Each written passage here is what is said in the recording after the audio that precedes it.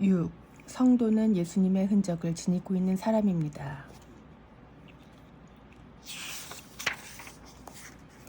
갈라디아서 6장 1절 말씀. 기쁨은 질투를 부르고 슬픔은 약점이 된다.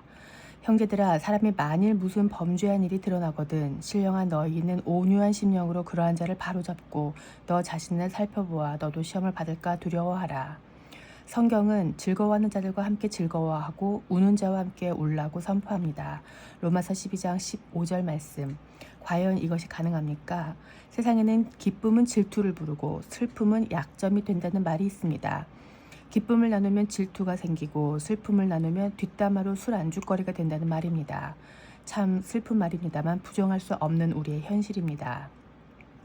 사랑하는 사람이라면 그의 기쁨이 자신에게도 기쁨이 될 것입니다. 그러나 사랑하지 않는다면 그의 기쁨은 이내 질투가 되어 괴로움으로 돌아올 것입니다. 한편 사람은 사랑하지 않아도 우는 자와는 함께 울 수 있습니다. 슬픔은 약점이 되기 때문에 상대적으로 슬픔을 말한 사람은 본인도 모르는 사이에 열등해집니다. 반대로 약점을 들은 사람은 우월해지지요. 그래서 약점을 들은 사람은 사랑하지 않아도 자신의 우월감에 도취되어 함께 울어줄 수 있는 것입니다. 그의 울음은 악어가 먹이를 씹으며 흘리는 일종의 악어의 눈물입니다. 우리는 어떻습니까? 진정으로 즐거워하는 자를 축복해 줬던 적이 있습니까? 기쁨이 질투가 된 적은 없었나요? 타인의 슬픔이 충고와 위로라는 이름으로 자신을 우월하게 하지는 않았습니까? 슬픔을 나눈 사람의 이야기를 뒤에서 이야기한 적은 없었나요? 만약 우리가 이런 식으로 관계를 한다면 하나님께서 기뻐하시지는 않을 겁니다. 하나님의 사람들은 세상과는 달라야 합니다. 오늘 본문 1절은 형제들아로 시작됩니다. 즉 바울은 하나님의 사람들인 주님의 형제들에게 이야기하고 있는 것입니다. 예수의 피로 한 가족이 된 성도는 달라야 하기 때문일 것입니다. 성경의 명령은 무엇입니까? 사람이 무슨 범죄한 일이 드러나거든 신령한 자는 온유한 심령으로 바로잡아줘야 합니다. 1절 말씀. 그렇다면 온유한 심령은 무엇입니까? 신사답게 잡아주는 것입니까? 성경에서 온유라는 단어는 우리가 알고 있는 이미지를 넘어섭니다. 온유한이라고 번역한 헬라어 프라우스는 길들여진 야생마를 연상하시면 이해가 수월할 것입니다. 다시 말해서 온유함이란 야생마처럼 제멋대로 자신의 능력을 주체하지 못하고 사는 게 아니라 주인의 명령과 인도함에 따라 자신의 능력을 발휘하는 것을 의미합니다. 그래서 성경에서 말하는 온유는 전적으로 주인의 말에 순복하는 의존적인 이미지입니다. 따라서 온유한 심령으로 바로잡는 것은 예수님만 절대적으로 의존하면서 살도록 바로잡아주는 것이라 할 수 있겠습니다. 바로잡다라고 번역한 헬라어 카탈티조는 수리하다, 완전히 완성하다, 원상복구하다라는 뜻입니다. 즉 어떻게 고장난 것이라 할지라도 다시 수리해서 완전히 고쳐내는 것을 의미합니다. 어떻게 하면 수리가 될까요? 온유한 심령으로 곧 예수님만 의지하는 자로 살아가도록 하면 될 것입니다. 인생은 자기 뜻대로 제멋대로 살면 반드시 범죄하게 됩니다. 그러나 예수님의 뜻대로 주님만 의지함으로 살면 비로소 완전히 고쳐져서 완성될 수 있습니다. 그런데 이런 수리 작업을 통해서 우월해져서는 안 될 것입니다. 예컨대 사람은 수리하는 입장에 서면 어느덧 갑이 됩니다. 수리를 당하는 입장은 을이 되고요. 기쁨은 질투가 되고 슬픔은 술 안주거리가 되는 것처럼 범죄한 사람을 수리함으로 그의 슬픔이 약점이 되어 자신이 높아질 수 있다는 말입니다. 그래서 성경은 이렇게 당부합니다. 너 자신을 살펴보아 너도 시험을 받을까 두려워하라. 1절 말씀. 무엇입니까? 남을 바로잡는 것은 하나님의 명령이기 때문에 하는 것뿐이지 우리가 우월하기 때문에 하는 것이 아닙니다. 착한 일하고 지옥 간다는 말이 있는데 이 말은 결코 그냥 지나칠 말이 아닙니다. 교활한 원수는 성도로 하여금 남을 바로잡는 위대한 일은 방해하지 않을 것입니다. 그러나 그 위대한 일로 인해 우쭐해진 자신은 돌아보지 못하게 하여 우월감과 교만함에 빠지게 할 것입니다. 그래서 성도는 남을 바로잡는 일을 하다가 자신도 자빠질 수 있음을 늘 경계해야 합니다. 사람들의 범죄는 무엇입니까? 진리를 벗어난 것입니다. 그렇다면 어떻게 수리할 수 있습니까? 진리로 인도하면 됩니다. 진리로 인도할 때는 절대 우월함으로 해서는 안 됩니다. 청교도 목사 리차드 박스터는 설교란 이 죽어가는 죄인이 저 죽어가는 죄인에게 마지막으로 하는 메시지라고 했습니다. 결코 전하는 자가 잘나서 전하는 게 아닙니다. 듣는 자가 못나서 듣는 것도 아닙니다. 우린 다 예수님 안에서 사랑하는 형제로서 그분의 말씀에 순복함으로 전하고 받을 뿐입니다. 이러한 관계는 서로 사랑할 때만 가능할 것입니다. 그래서 오늘도 결론은 피차 사랑함으로 살아가야 하는 것입니다. 사랑이 없으면 아무것도 아님을 기억합시다. 할렐루야. 키포인트. 기쁨은 질투를 부르고 슬픔은 약점이 됩니다. 온유한 심령으로 바로잡는 것은 예수님만 절대적으로 의존하면서 살도록 바로잡아주는 것입니다. 인생은 자기 뜻대로 제멋대로 살 때 반드시 범죄합니다. 주님만 의지함으로 살 때 비로소 인생은 완전히 고쳐져서 완성됩니다. 착한 일 하고도 지옥 갈 수 있습니다.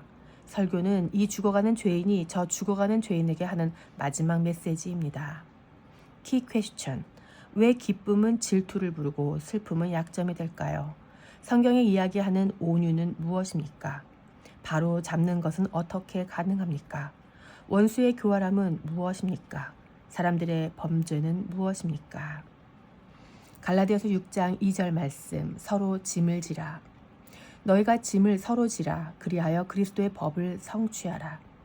백지잔도 맞들면 낫습니다. 아무리 쉬운 일이라도 혼자보다는 서로 힘을 모을 때 훨씬 쉽다는 뜻입니다. 그런데 아무리 쉬운 일이라 할지라도 함께 하고 싶지 않은 사람과 함께라면 말이 달라집니다. 사람은 대체로 마음이 안 내키는 사람과는 동역하고 싶어 하지 않습니다. 그래서 백지장을 혼자 들고 맙니다. 아무리 가벼운 A4 용지 한 장이라 할지라도 같이 들고 싶어야 드는 것입니다. 그래서 사람은 어렵다고 안 하고 쉽다고 하는 것은 아닌 것 같습니다. 사랑하면 어려워도 하고 사랑하지 않으면 쉬워도 하지 않는 게 인간입니다. 그러므로 사람을 움직이는 것은 일의 무게가 아니라 사랑의 무게입니다. 아무리 가벼운 일도 사랑이 없으면 무겁고 아무리 무거운 일도 사랑하면 가볍습니다. 예컨대 어머니가 자녀를 사랑하는 무게는 자신의 젊음과 미모가 부인되는 무게도 견딜 수 있게 하지 않습니까? 성경은 너희가 서로 짐을 지라고 말씀하십니다. 어떻게 서로 짐을 질 수 있습니까?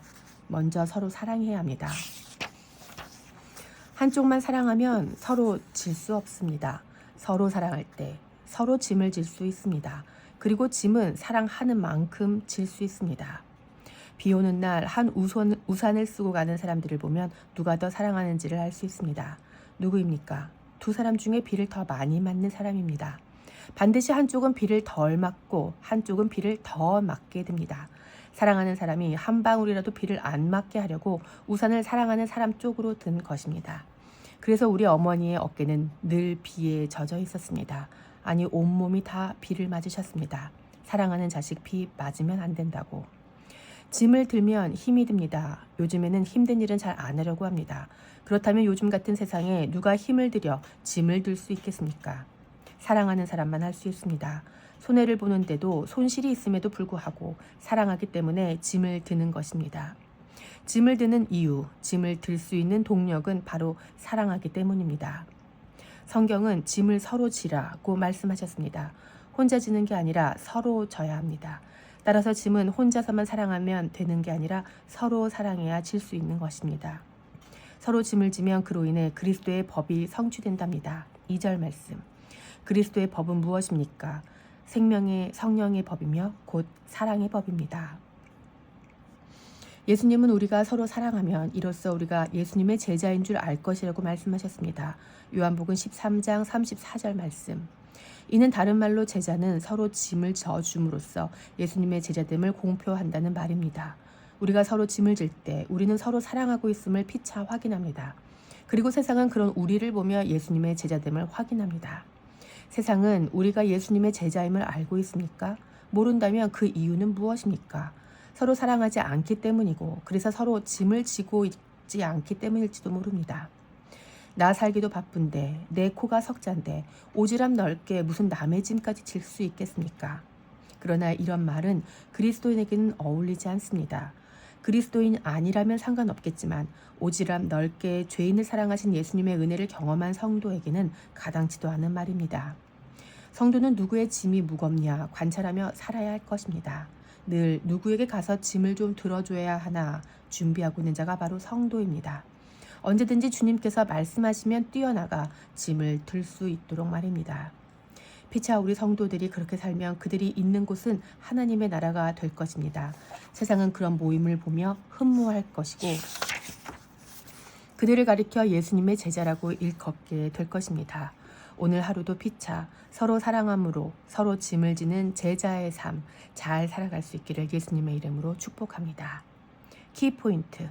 사람은 어렵다고 안 하고 쉽다고 하고 그러지 않습니다.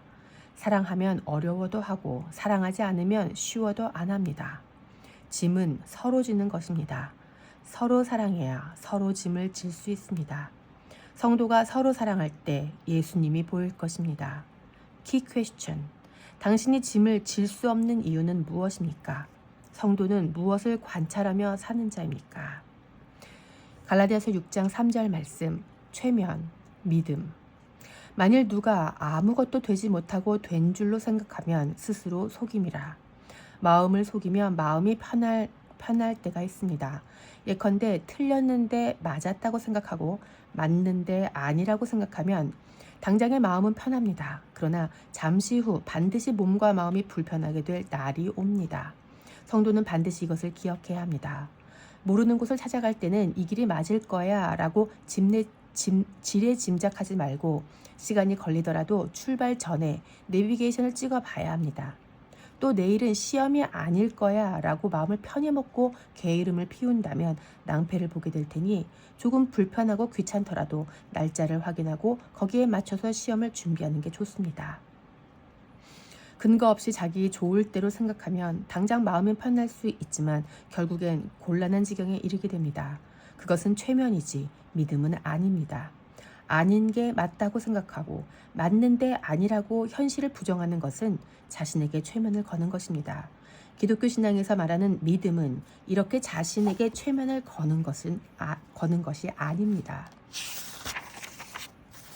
성도는 맞는 것을 맞다고 말하고 아닌 것을 아니라고 말할 수 있어야 합니다. 그러기 위해서는 성도 안에는 객관적인 근거가 분명해야 할 것입니다. 주관적인 확신이 아닌 객관적인 근거 말입니다. 만약 확실한 근거로 기준을 삼지 못한다면 결국 최면에 걸렸다가 낭패를 보게 될지도 모릅니다. 오늘 성경은 아무것도 되지 못하고 된 줄로 생각하면 스스로 속임이라 3절 말씀라고 말씀하십니다. 무엇입니까? 이 말은 갈라디아 교회 안에 이런 사람이 있기 때문에 한 것입니다. 소위 아무것도 된 적이 없으면서도 된 줄로 생각하면서 사는 사람 말입니다. 오늘날 현대 교회 안에도 이런 부류의 사람이 없다고 말하기는 어렵습니다. 예를 들어 성도가 된 적도 없으면서 성도인 줄로 생각하고 예수님을 만난 적도 믿은 적도 없는데 예수님을 만났다고 또 믿는다고 생각할 수 있습니다. 이런 생각을 성경은 스스로를 속이며 사는 것이라고 했습니다. 이것을 간단하게 표현하면 착각입니다. 착각은 자유이지만 착각에는 반드시 대가가 따를 것입니다. 그래서 성경은 계속해서 믿음을 확인해 보라고 권면하는 것입니다. 전기 작가 이안 머레이의 책 마틴 로이스 존스에는 20세기 최고의 설교가로 알려진 로이드 존스 목사님의 고백이 소개되어 있습니다. 목사님은 이 고백을 한 후 회심에 이르러 사역자의 길을 가게 됩니다. 다음은 목사님의 고백입니다. 여러 해 동안 나는 사실상 그리스도인이 아니면서 그리스도인이라 생각하며 살았다. 나중에야 나는 내가 그리스도인이었던 적이 없고 그리스도인이 된 적도 없다는 것을 깨달았다. 하지만 나는 한 교회의 일원이었고 교회와 교회 예배에 규칙적으로 출석했다. 무엇입니까? 로이드 존스 목사님도 착각 속에서 산 것입니다. 그리스도인이 된 적도 없으면서 된 줄로 착각하며 말입니다. 바울은 고린도 교회에게 다음과 같이 권면했습니다. 너희는 믿음 안에 있는가? 너희 자신을 시험하고 너희 자신을 확증하라. 예수 그리스도께서 너희 안에 계신 줄을 너희가 스스로 알지 못하느냐? 그렇지 않으면 너희는 버림받은 자니라. 고린도후서 13장 5절 말씀. 믿음은 최면이 아닙니다. 맞아와 맞을 거야는 다릅니다. 아니야와 아닐 거야도 다릅니다. 틀렸는데 맞다고 우겨서는 안 됩니다. 맞는데 아니라고 최면을 걸면 결국 큰 낭패를 보게 될 것입니다. 착각은 자유이지만 착각의 대가는 톡톡히 치러야 할 것입니다. 지금 조금 마음이 불편하더라도 이 길이 맞는지 아닌지 확인하는 것이 시행착오를 줄이고 리스크를 줄일 수 있는 가장 현명한 방법입니다. 아니다 싶을 때 맞다고 우기거나 최면을 걸어서 주장하는 것은 매우 어리석은 일입니다. 우리는 늘 성경 말씀을 기준 삼아서 비춰봐야 합니다. 그때 비로소 우리의 신앙은 최면이 아닌 진정한 믿음이 될 것입니다. 최면을 걸어 신앙생활을 하면 종국에는 낭패를 보겠지만 현재는 몸과 마음이 아주 편합니다. 왜냐하면 최면적 신앙인 안에 있는 거짓된 믿음은 참된 믿음의 선한 행동에 관심이 없기 때문입니다. 그러나 진짜 믿음의 신앙인은 현재 몸과 마음이 여간 불편한 게 아닙니다. 왜냐하면 그 믿음에 합당한 삶을 살아내기 위해 하나님 앞에서 끝없이 자신을 점검하고 쳐서 복종시키려 하기 때문입니다. 따라서 성도는 현재 몸과 마음이 편한 최면적 신앙을 벗어나 진정한 신앙인으로서의 삶을 살아내는 것입니다. 진짜 신앙은 자기를 속이지 않습니다. 아닌 것 같으면 지금이라도 주님께 나아가 물어야 합니다. 주님은 외면하지 않으실 것입니다. 빠르지 않아도 바르게 가는 것이 더 중요합니다. 바쁨만 있지 기쁨이 없다면 믿음이 아닌 최면일 가능성이 높습니다. 우리의 신앙생활이 최면이 아닌 믿음이시기를 축복합니다. 키포인트, 맞아와 맞을 거야는 다른 말입니다. 아무것도 되지 못하고 된 줄로 생각하면 스스로 속임이라. 성도가 된 적도 없으면서 성도인 줄 착각할 수 있습니다. 여러 해 동안 나는 사실상 그리스도인이 아니면서 그리스도인이라 생각하며 살았다. 나중에야 나는 내가 그리스도인이어 적도 없고 그리스도인이 된 적도 없다는 것을 깨달았다. 가짜 신앙인은 편합니다. 진짜 신앙인은 불편합니다. 키 퀘스천. 맞아와 맞을 거야의 차이는 무엇입니까? 가짜와 진짜 신앙의 차이는 무엇입니까? 갈라디아서 6장 4에서 5절 말씀. 짐이 되는 사람과 힘이 되는 사람. 각각 자기의 일을 살피라. 그리하면 자랑할 것이 자기에게는 있어도 남에게는 있지 아니하리니 각각 자기의 짐을 질 것이라. 김연아의 경쟁자는 김연아입니다. 예전에 어디선가 들은 이야기입니다. 피겨 여왕 김연아 선수의 맞수는 다른 피겨 선수가 아니라 바로 김연아 자신이라는 말입니다. 그래서 그녀는 매 경기마다 상대방과 싸운 게 아니라 자기 자신과 싸운 것입니다. 이렇게 경쟁자가 남이 아니라 나 자신이 되면 남보다 잘한 것은 중요하지 않습니다. 중요한 건 전보다 잘하면 되는 것입니다. 그러나 대부분의 사람은 이전보다 잘하는 것보다 남보다 잘한 것에서 더 행복함을 느낍니다. 상대적 우월감 때문입니다.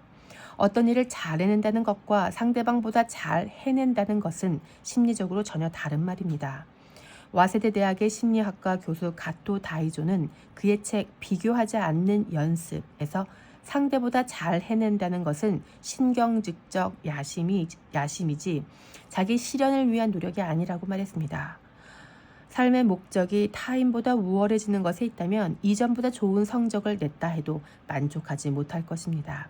그렇다면 우리는 어떻게 살아야 합니까? 그리스도인은 신경증적 야심 때문에 최선을 다하는 것이 아니고 자기 실현을 위해 노력하지도 않습니다.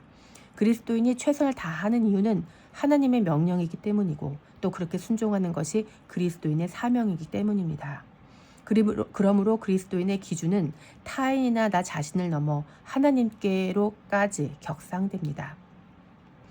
따라서 그리스도는 상대적으로 비교할 수가 없습니다. 그저 절대적으로 하나님의 말씀 앞에 반응하여 순종할 따름입니다. 한편 상대적으로 우월해지고 싶은 마음은 열등감이 원인일 가능성이 매우 높습니다. 열등감이 강한 사람은 자신이 최고라는 것으로 자신의 가치를 증명하려고 하기 때문입니다. 그는 최고가 아닌 있는 그대로의 자신은 가치가 없다고 믿습니다. 그래서 최선이 아닌 최고만을 지향하는 것입니다. 그가 이렇게 생각할 수밖에 없는 이유는 버려진 쓰레기를 사랑하신 하나님을 만나지 못했기 때문일 것입니다. 만약 그가 가치 없는 자신을 사랑하셔서 피 흘려 죽임당하신 하나님의 이야기를 듣고 믿는다면 결코 자신을 존귀하게 여기며 사랑하지 않을 수는 없을 것입니다. 또한 그가 이렇게 하는 결정적인 심리적 이유가 있는데 그것은 자신의 완벽함을 상대에게 보여줘서 우월하게 보이고 싶은 욕심 때문입니다. 즉 열등감을 감추기 위해서는 최선이 아닌 최고가 되어야만 했던 것입니다. 그래서 우월해진 모습으로 자신을 가치 있는 사람이라고 사람들로부터 인정받고 평가를 받고 싶었던 것이지요. 그러나 오늘 성경은 각각 자기의 일을 살피라라고 말씀하셨습니다. 남과 비교해서 우열을 가리는 것이 아니라 각각 자기의 일을 살피라라는 말입니다. 이렇게 자기의 일을 살피다 보면 남들을 볼 겨를이 있을까요? 쉽지 않을 겁니다. 이 말은 남의 필요나 결핍을 돌보지 말라는 이야기가 아닙니다. 자신의 정체성과 사명을 주목하여 살피는 것이고 또 그렇게 자신을 주목하다 보면 자신의 사명을 감당하는데 방해가 되는 자신만의 약점과 미숙함 또는 강점과 능숙함 등이 발견될 것인데 그것을 살피라는 말입니다. 약점과 미숙한 점이 발견되면 보완하면 됩니다. 남들과 비교해서 보완하는 것이 아니라 어제의 자신보다 나아지면 됩니다. 그리고 보완하려는 이유는 자신이 우월해지기 위함이 아니고 상대방에게 피해를 주지 않아야 하기 때문입니다. 혹여나 우리의 약점과 미숙함으로 인하여 연약한 자들이 실족할 수 있기 때문에 반드시 보완해야 하는 것입니다. 강점과 능숙함은 자랑하는 게 아닙니다. 자신을 살필 때 자랑할 만한 것이 발견되거든 은혜를 주신 하나님께 감사할 뿐이지 남에게까지 자랑할 것은 없다는 말입니다. 그것이 각각 자기의 일을 살피고 각각 자기의 짐을 지는 것입니다. 힘이 있는 이유는 그 힘으로 잘난 척하고 군림하라는 게 아니라 그 힘으로 섬기고 도우라는 것입니다. 오늘날 힘이 부정적인 의미로 전락한 이유는 힘 자체에 문제가 있어서가 아니라 하나님께서 성도에게 주신 힘으로 그 이유에 합당하게 살지 않았기 때문일 것입니다.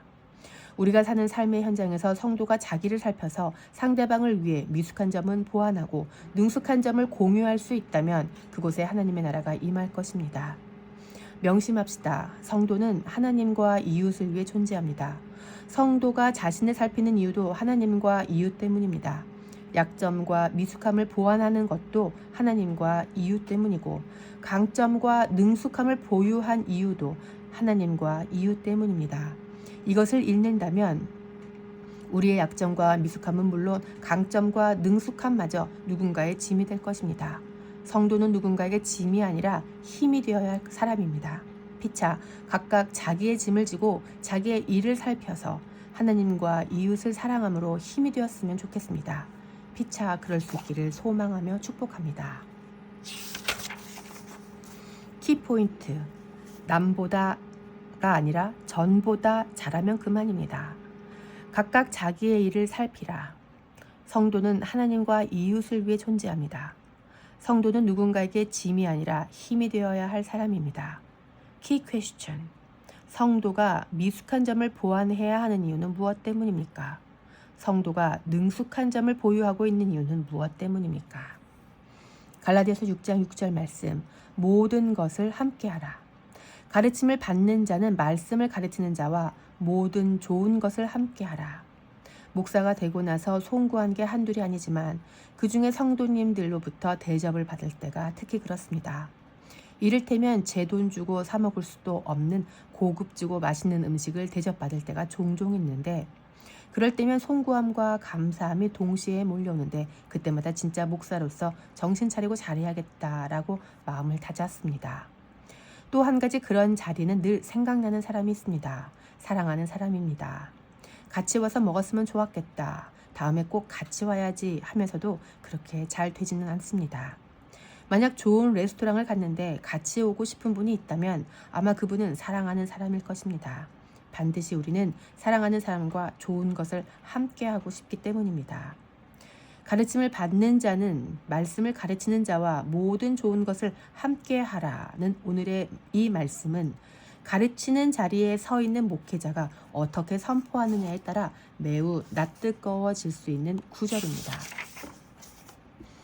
대체로 이 말씀을 하시는 목회자는 목회자에게 선물을 잘하라는 말씀으로 이용하셨습니다. 적어도 저는 그렇게 많이 들었습니다. 목사님들은 그래서 넥타이를 많이 받으셨습니다. 그러나 저는 이 말씀을 목회자가 그렇게 사용해서는 안 되는 말씀이라고 믿습니다. 이 말씀뿐만 아니라 그 어떤 말씀이라 할지라도 성경 말씀은 인간 목사의 어떠함을 이루기 위한 수단이 되어서는 안 될 것입니다. 그렇다면 이 말씀은 어떻게 이해할까요? 오늘은 기존의 해석과는 다소 다른 관점에서 크게 두 가지로 접근해 볼 것입니다. 첫째는 가르침이라는 단어를 통해서 왜 좋은 것을 함께 할 수밖에 없는지에 대해서 논할 것이고, 두 번째로 그렇다면 과연 좋은 것이란 무엇인지에 대해서 알아볼 것입니다. 이러한 접근을 통해서 하나님의 말씀을 전하는 자들의 유익을 위한 도구로 전락하지 않기를 소망하며 기도합니다. 첫째, 가르침이라고 번역한 헬라어 카테케오는 아래라는 뜻의 카타와 소리라는 뜻의 에코스의 합성어입니다. 따라서 이 단어를 통해 우리는 가르침에 대한 이미지를 아래에서 소리가 나는 것으로 그려볼 수 있습니다. 이를테면 위에서 권위적으로 내려오는 하달이 아니라 권위자가 권위를 포기하고 아래로 내려와 전하는 소리로 말입니다. 대체로 우리 한국 사람들이 아는 가르침은 윗사람이 위에서 아랫사람에게 하사하는 그림입니다. 그러나 헬라어의 가르침은 아래에서 들리는 소리였습니다. 무엇입니까? 가르침은 높은 자리에서 명령하는 게 아니라 낮은 자리에서 사랑하는 것입니다. 이 단어를 가만히 그림으로 묵상해 보십시오. 배려와 사랑이 느껴지지 않습니까? 상상해 보십시오. 산처럼 큰 아버지가 도토리만한 아들에게 뭔가를 가르쳐 주려고 어떻게 해야 합니까? 아들을 사랑하는 아버지는 아들 앞에 모든 권위를 내려놓고 무릎을 꿇습니다. 그리고 아버지는 그의 눈에 자신의 눈을 맞춥니다. 그리고 그 아들이 듣고 이해할 수 있는 단어와 문장으로 최대한 이해하기 쉽게 설명할 것입니다. 따라서 가르침은 자신의 지식을 자랑하는 것이 아닙니다. 자신의 경험을 뽐내는 것도 아닙니다. 사랑하지 않으면 가르쳐 줄 수가 없습니다. 그러므로 가르침이라는 것은 가르치겠다는 의지로 되는 것이 아닙니다. 우리는 주변에서 아무리 좋은 내용을 전달하려고 해도 전달되지 않는 것을 너무도 자주 접하지 않습니까? 그러나 신기하고 놀라운 일은 가르치려 하지도 않았고 전달하려고 하지도 않았는데 어느새 전달이 되어 배워버리는 일들이 일어납니다. 이유가 무엇입니까? 바로 사랑했기 때문입니다. 그러므로 가르침은 간섭하는 것이 아니라 관심을 갖는 것입니다. 위압적으로 정보를 전달하는 게 아니라 먼저 위치를 낮춰야 하는 것입니다. 가르치려는 자세가 아니라 자세를 먼저 낮춰야 합니다. 그렇게 가르침, 곧 관심과 낮은 곳으로 임한 사랑을 받은 자는 가르쳐 주신 분을 사랑하지 않을 수가 없을 것입니다. 목회자가 누군가로부터 좋은 것을 함께 하고 싶다면 먼저 위치를 낮춰야 합니다. 위치를 낮추지 않은 상태에서 좋은 것 타령만 하다가 명치를 맞을 수도 있습니다. 가르침은 아래에서 들리는 소리입니다. 가장 높으신 예수님은 아래로 내려와 말씀하셨습니다. 이것이 바로 가르침이며 사랑입니다. 그래서 우리는 예수님을 사랑하지 않을 수가 없고 그 예수님과 반드시 좋은 것을 같이 하게 되는 것입니다. 우리도 서로 그럴 수 있기를 축복합니다. 둘째로 그렇다면 좋은 것은 무엇입니까? 좋은 것이라고 번역한 헬라어 아가도스는 선이라는 뜻으로 가장 많이 번역되었습니다. 그렇다면 가장 선한 것은 무엇입니까? 어떤 관리가 예수님을 선한 선생님이여 라고 불렀습니다. 누가복음 18장 18절 말씀. 이에 예수님은 친히 그에게 말씀하셨습니다. 어찌하여 나를 선하다고 일컫느냐? 하나님 한 분 외에 선한 분은 없느니라. 누가복음 18장 19절 말씀. 예수님의 가르침에서 알 수 있듯이 이 땅에서 선한 것은 하나님 한 분입니다. 따라서 가르침을 받은 자는 하나님의 말씀을 가르친 자와 함께 모든 아가도스, 곧 선을 함께 해야 하는데 그 선이 바로 하나님인 것입니다. 다시 말하면 가르침을 받는 자는 말씀을 가르치는 자와 하나님을 함께 해야 하는 것이라고 할 수 있을 것입니다. 요한일서에 따르면 하나님은 사랑이십니다. 요한일서 4장 8절 말씀. 가르침을 받는 자가 말씀을 가르치는 자와 사랑을 함께하면 어느 누구도 높아질 수 없고 잘난 척할 수 없을 것입니다. 배우는 자도 가르치는 자도 하나님을 함께하기 때문에 우월감이나 열등감을 느낄 수 없습니다. 오직 하나님 안에서 사랑만 존재할 뿐이지요. 진정으로 하나님 앞에서 배려와 사랑으로 선물하는 것을 누가 말리겠습니까? 어떠한 대가나 보상도 기대하지 않고 뇌물이 아닌 하나님께서 감동 주셔서 하는 선물이라면 넥타이도 해주시고 셔츠도 해주시고 홍삼도 해주시고 양복도 해주시고 자동차도 해주시면 좋겠습니다. 그러나 말씀을 악용해서 뇌물을 선물로 둔갑시켜 강요하는 것은 중단해야 할 것입니다. 선물과 뇌물은 다릅니다. 요구하는 목사나 주는 신자나 피차 욕심으로 말미암은 것이라면 둘 다 멈춰야 합니다. 그저 이 말씀을 통해서 하나님만 높임을 받으시고 피차 사랑으로 섬기는 그런 관계가 되었으면 좋겠습니다. 키포인트, 가르침은 아래에서 들리는 소리입니다. 좋은 것은 하나님입니다. 선물과 뇌물은 다릅니다. 하나님의 말씀을 자신의 유익을 위해 이용해서는 안 됩니다. 키 퀘스천, 당신이 가르치려는 동기는 무엇입니까? 당신이 생각하는 좋은 것은 무엇입니까? 갈라디아서 6장 7에서 8절 말씀, 육체를 위해, 성령을 위해. 스스로 속이지 말라. 하나님은 업신여김을 받지 아니하시나니 사람이 무엇으로 심든지 그대로 거두리라. 자기의 육체를 위하여 심는 자는 육체로부터 썩어질 것을 거두고 성령을 위하여 심는 자는 성령으로부터 영생을 거두리라. 뿌린 대로 거두고 심은 대로 열매를 맺습니다. 뿌리지 않으면 거둘 수 없고 심지 않으면 열매를 기대하는 것이 이상한 일입니다. 사람은 무엇으로 심든지 그대로 거두게 됩니다. 콩 심은 데 콩 나고 팥 심은 데 팥 납니다. 종두득두입니다. 인과 응보입니다. 한편 구원은 인과 응보가 아닙니다.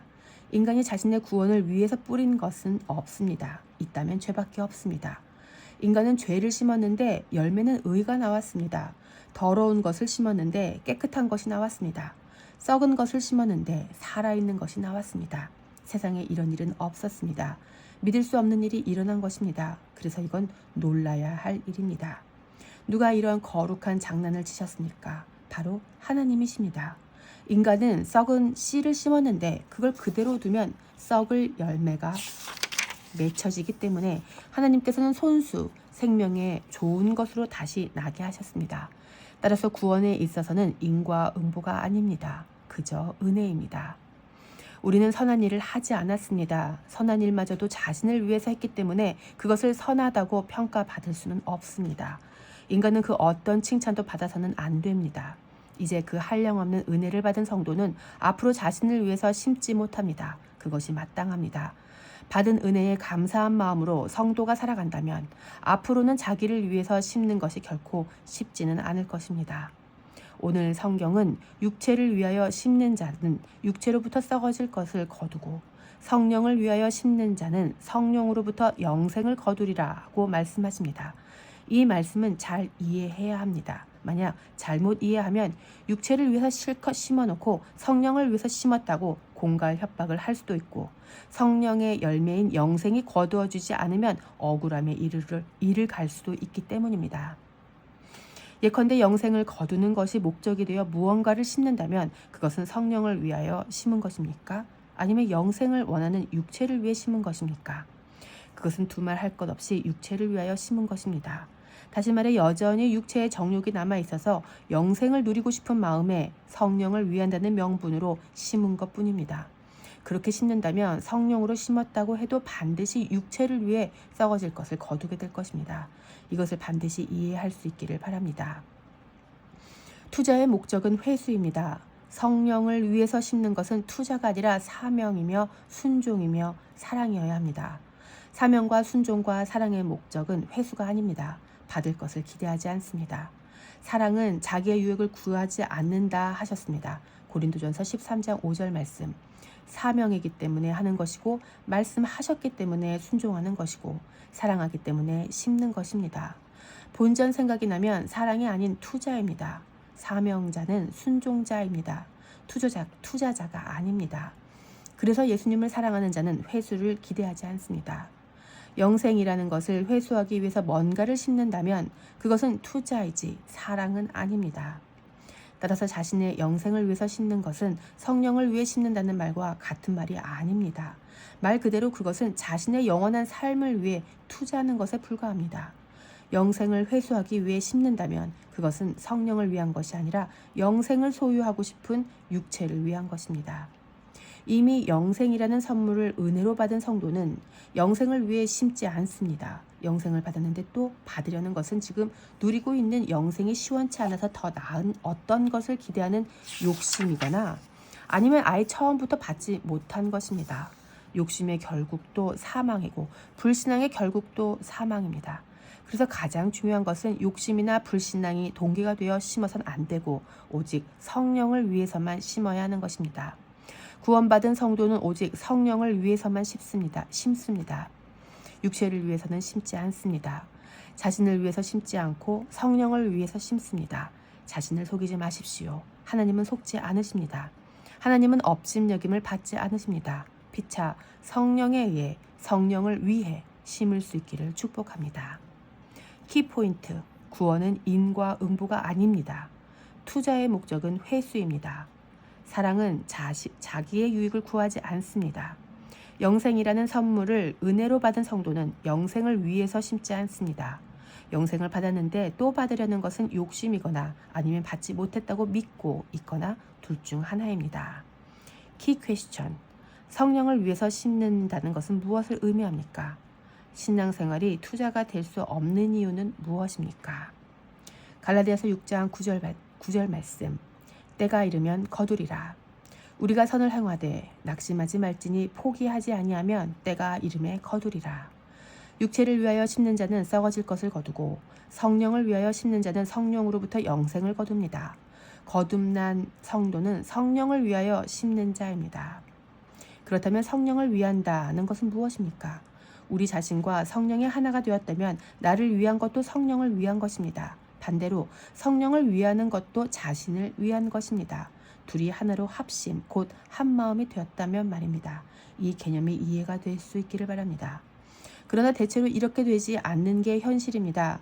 현실은 성령을 위해서 심는 것이 무엇인지도 모르고 어떻게 하는 것이 성령을 위해서 심는 것인지도 모를 때가 많습니다.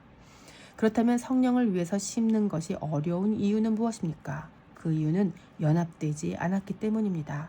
다시 말해서 나와 성령이 하나로 연합되어 있다면 어려울 것도 없는데 나의 뜻이 고스란히 살아있는 상태에서 성령을 위해서 심으려고 하니까 어려운 것입니다. 예수님은 하나님과 하나이셨습니다. 요한복음 10장 30절 말씀. 예수님은 성령님과 하나이셨습니다. 요한일서 5장 8절 말씀. 그래서 예수님은 성령을 위해 심는 것이 어렵지 않았습니다. 동일하게 예수님과 연합된 성도라면 그것이 어렵지 않을 수 있을 것입니다. 예수님은 이 땅에서 아무것도 스스로 하지 않으셨습니다. 예수님은 하나님 아버지께 들은 대로 심판하셨습니다. 요한복음 5장 30절 말씀. 또 예수님은 아들은 아버지께서 하신 일을 보지 않고는 아무것도 스스로 할 수 없다라고 말씀하셨습니다. 그래서 예수님은 아버지께서 행하시는 그것을 아버지처럼 행하신 것입니다. 요한복음 5장 19절 말씀. 예수님께서 행하신 모든 일은 이미 하나님을 뵙고 나서 하신 일이고 하나님의 음성을 듣고 행하신 일들이기 때문에 예수님의 심판과 행동은 모두 의롭습니다. 요한복음 5장 30절 말씀. 오늘 우리가 아버지와 하나라면, 그래서 아버지의 음성이 들린다면, 아버지를 먼저 뵙고 하는 행동이라면 우리는 성령을 위해서 심을 수밖에 없을 것입니다. 우리는 스스로 결정하거나 일하지 않고 그분이 하시는 일을 보고 또 그분의 음성을 듣고 움직일 것이기 때문입니다. 그리스도와 합하여 세례를 받은 자는 그리스도로 옷을 입은 자들입니다. 갈라디아서 3장 27절 말씀. 성경은 그렇게 세례를 받은 자는 이제 유대인이나 헬라인이나 종이나 자유인이나 남자나 여자나 다 그리스도 예수 안에서 하나입니다. 갈라디아서 3장 28절 말씀. 곧 하나님은 모든 민족과 온 세대가 예수님 안에서 하나가 되었고 성령과 하나님과 연합되어 그분의 뜻이 온 세상의 뜻과 하나가 되게 하신 것입니다. 할렐루야. 모든 사람이 있는 곳에 하나님의 뜻이 이루어진다면 그곳이 바로 하나님의 나라입니다. 한편 오늘 성경은 선을 행하되 낙심하지 말라라고 권면했습니다. 선을 행하는 일은 반드시 낙심이 될 수밖에 없다는 것을 암시하는 것 같습니다. 그렇다면 선을 행하는 일은 무엇입니까? 8절에 근거하여 성령을 위하여 심는 것이라고 해도 틀리지 않을 것입니다. 따라서 성령을 위해 심는 선한 일은 낙심이 동반되는 일이지만 결코 포기해서는 안 되는 일입니다. 상대적으로 육체를 위하여 심는 일은 낙심이 안 될 수도 있습니다. 자신의 육체를 위해서 하는 일이기 때문에 어쩌면 보람도 느끼고 행복할 수도 있습니다. 그러나 그렇다고 그 일을 할 수는 없는 것입니다. 선을 행하는 자는 때가 이르면 거둔다고 하셨기에 현재의 낙심되는 상황에 구애받지 말고 계속해서 선을 행해야 합니다. 결국 선을 행하는 것 자체가 나의 육체를 위한 것이 아니라 성령을 위한 것이기에 우리의 감정에 낙심이 된다 해도 멈춰서는 안 되는 것입니다. 성령의 명령은 우리의 감정보다 중요합니다. 성도는 자신의 감정을 위해 심는 자가 아니라 성령을 위해서 심어야 하는 자들임을 다시 명심합시다. 우리가 주님과 연합된 자들이라면 우리는 성령을 위해 심을 것입니다. 곧 낙심이 예고되어 있지만 반드시 선을 행할 것입니다. 그리고 만약 그 선을 행함으로 열매를 거둔다 할지라도 그것은 우리의 육체를 위한 것이 아니었기에 우리의 기쁨이 될 수도 없습니다. 그러나 우리가 성령과 연합되었다면 그분이 기뻐하심으로 우리도 기뻐할 수 있을 것입니다. 성도의 기쁨은 열매를 거두었기 때문이 아니라 성도와 연합된 성령께서 기뻐하시기 때문에 기쁜 것입니다. 낙심이 되어도 심을 수 있기를 바랍니다. 열매가 없어도 선한 일을 할 수 있기를 바랍니다. 어차피 우리의 육체가 거두는 것도 아닙니다. 때가 이르면 그분의 방법으로 그분이 거두실 것입니다. 현재 주님과 연합되어 선을 행하고 계신 분들이 계시다면 낙심 앞에 무릎 꿇지 마시고 주님 앞에 무릎을 꿇읍시다. 주께서 거두시는 날 주님의 기쁨에 참여시켜 주실 것입니다. 키 포인트. 선을 행하는 일은 낙심이 동반되는 일입니다. 낙심이 있어도 포기할 수 없는 이유는 주님이 원하시기 때문입니다. 성도는 감정보다 성령님이 더 중요합니다. 성도는 예고된 낙심의 길을 걸어갑니다. 성령의 명령은 인간의 감정보다 중요합니다. 키 퀘스천. 선을 행하는데 낙심이 수반되는 이유는 무엇일까요? 성도는 무엇으로 말미암아 기뻐하는 자입니까? 갈라디아서 6장 10절 말씀. 모든 이 믿음의 가정. 그러므로 우리는 기회에 있는 대로 모든 이에게 착한 일을 하되 더욱 믿음의 가정들에게 할지니라. 사람들은 우유부단한 것보다 분명한 것을 좋아합니다. 그래서 이것과 저것을 나누어 선택하려는 경향이 있습니다. 그러나 이것 아니면 저것은 분명하게 나눌 수는 있지만 한 가지를 버려야 하기 때문에 정확히 판단하지 않으면 다시 만나기 어려운 슬픈 일이 되기도 합니다. 교토대학에서 문학 연구를 가르치는 가토 히사타케 교수는 그의 책 헤겔 사전에서 사변적인 것을 알기 위해서는 이것인가 저것인가 이외에 제3의 것, 결국 이것도 저것도 및 이것도 저것도 아니다가 있는 것을 알지 않으면 안 된다고 말했습니다. 예수님도 바리새인들의 형식적인 외식을 비판하셨지만 그렇다고 그것을 버리는 게 능사가 아님을 말씀하시면서 이것도 행하고 저것도 버리지 말아야 할지니라. 마태복음 23장 23절이라고 말씀하셨습니다. 정신이 중요한 만큼 형식도 중요합니다. 정신이 없는 형식도 문제고 형식이 없는 정신도 문제입니다. 구조가 있어야 내용을 담을 수 있고 또 내용이 있어야 구조의 의미가 있기 때문입니다. 그래서 이것은 둘 중에 하나를 택일할 일이 아니라 둘 다 중요한 것입니다. 진리는 이것과 저것 중에 선택이 아니라 이것과 저것 이외의 어떤 것일 수 있다는 것을 알아야 합니다. 우리는 그것을 예수님의 말씀이라고 믿습니다. 그러므로 진리는 상대적으로 이것도 아니고 저것도 아닙니다. 이것이 아닐 때도 있고 저것이 아닐 때도 있습니다. 진리는 그래서 이것도 저것도 아닌 절대적인 예수님 그 자체입니다. 오늘 성경도 이와 비슷한 말씀을 하십니다. 우리는 기회 있는 대로 모든 이에게 착한 일을 하되 더욱 믿음의 가정들에게 할지니라. 10절 말씀. 이 말은 어쩌면 믿음의 가정들에게만 착한 일을 하라는 말씀으로 오해하기 쉽습니다. 그러나 믿음의 가정뿐 아니라 기회 있는 대로 모든 이에게 해야 합니다. 착한 일은 구절의 근거에서 선을 행하는 것이며 선을 행하는 일은 성령을 위하여 심는 것이었습니다. 따라서 선을 행하는 성령을 위하여 심는 일은 낙심이 될 수도 있는 일이지만 그래도 모든 이에게 해야 하는 일입니다. 모든 이에게 성령을 위해 심을 때는 더욱 낙심될 일이 많을 것입니다. 왜냐하면 모든 이 안에는 성격이 부드러운 사람이나 유연한 사람만 있는 게 아니고 우리의 인중을 향해 주먹을 날리는 호전적이고 사나운 사람도 있을 것이고 말이 전혀 통하지 않는 암유발자도 있을 것이기 때문입니다. 그러나 성도는 그런 그들의 성품을 핑계 삼아 착한 일 하지 않는 것을 정당화할 수 없습니다. 왜냐하면 어차피 성도는 자신의 육체를 위해서 심는 자가 아니기 때문에 성령님이 원하시면 그분이 원하시는 대로 그분을 위해서 심어야 하기 때문입니다. 뿐만 아니라 성도는 모든 이와 함께 더욱 믿음의 가정에게도 착한 일을 해야 합니다. 착한 일이라고 번역한 헬라어 아가도스는 6절에서 말씀을 가르치는 자와 모든 좋은 것을 함께 하라고 하셨을 때 그 좋은 것입니다. 따라서 그 좋은 것은 결국 진리 되신 하나님이셨고 그래서 그 진리 되신 하나님의 말씀을 모든 이에게 전하되 더욱 믿음의 가정들에게도 해야 하는 것입니다. 믿음의 가정이라고 진리를 소홀히 해서는 안 됩니다. 이미 진리를 알고 있다고 자부한다 해도 겸손하게 매일 진리 안에 거하기 위해 몸부림을 쳐야 할 것입니다. 그래서 어쩌면 믿음의 가정이 모든 이보다 더 어려울 수도 있습니다. 운동을 가르칠 때 가장 어려운 대상은 초보자가 아닌 중급자라는 것을 아십니까? 깨끗한 흰 도화지에는 무엇이든지 그릴 수 있지만 이미 낙서가 되어 있는 도화지에 작품을 만들어내기란 여간 어려운 일이 아닙니다. 그러므로 모든 이든지 믿음의 가정이든지 진리를 전하는 선한 일은 낙심이 될 수밖에 없는 일입니다.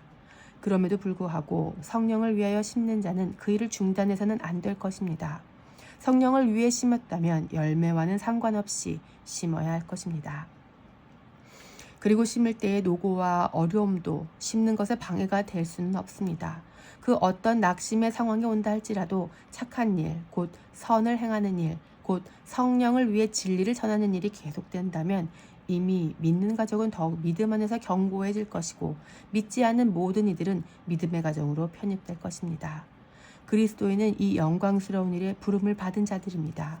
피차 그렇게 성령을 위하여 기회가 있는 대로 모든 이와 믿음의 가정 모두에게 진리를 전함으로 성령의 열매가 맺어지기를 사모합시다. 키포인트. 진리는 이것과 저것 중에 선택이 아니라 이것과 저것 이외의 어떤 것일 수 있습니다. 진리는 예수님입니다. 심을 때의 노고와 어려움도 심는 것에 방해가 될 수는 없습니다. 성령을 위해 진리를 전하는 일이 계속된다면 이미 믿는 가정은 더욱 믿음 안에서 견고해질 것이고 믿지 않는 모든 이들은 믿음의 가정으로 편입될 것입니다. 키 퀘스천. 둘 중 하나를 선택하는 것이 위험한 이유는 무엇입니까? 왜 모든 이와 믿음의 가정에게 공히 착한 일을 해야 합니까? 그리스도인이 부름받은 영광스러운 일은 무엇입니까? 갈라디아서 6장 11에서 13절 말씀. 생색 내지 말라. 내 손으로 너희에게 이렇게 큰 글자로 쓴 것을 보라. 무릇 육체의 모양을 내려 하는 자들이 억지로 너희에게 할례를 받게 함은 그들이 그리스도의 십자가로 말미암아 박해를 면하려 함뿐이라.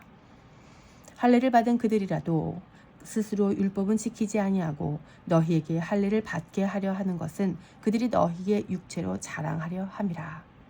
생색내는 사람을 좋아할 사람 많지 않을 것입니다.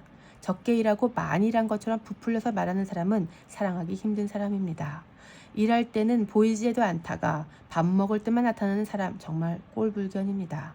내면보다 표면에만 신경을 쓰는 사람은 어떻습니까? 마음이 따뜻하고 배려할 줄 아는 사람은 외모와 상관없이 귀하고 아름답습니다. 그러나 아무리 아름답게 꾸미고 가꿔도 희생에 따뜻한 마음이 없다면 밉상입니다. 화장을 하는 것보다 더 중요한 건 평상시에 수분 섭취를 잘 해두는 것입니다. 그렇게 체내 수분량을 확보해둬야 피부가 좋아질 수 있기 때문입니다.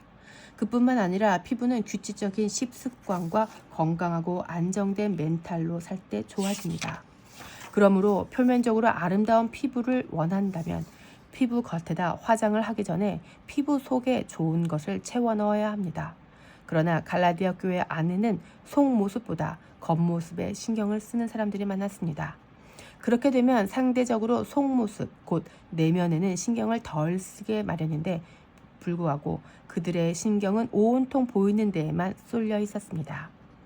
갈라디아 교회 안에는 사람들을 미혹해서 억지로 할례를 받게 하려는 자들이 있었습니다. 표면적인 할례를 받아야 구원을 받을 수 있다고 속인 것입니다.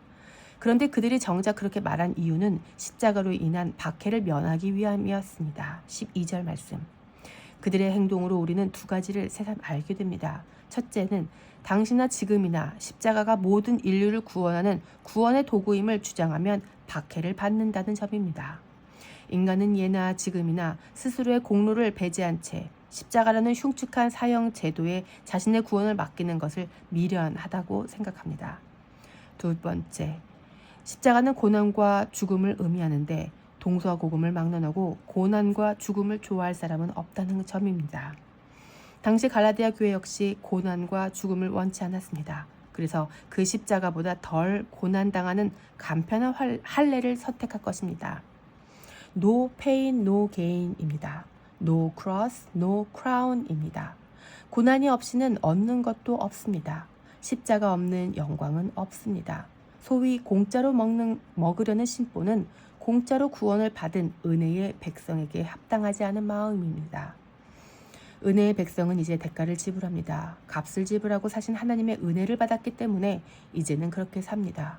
이런 삶이 쉽지는 않습니다. 그러나 의미 있는 삶입니다.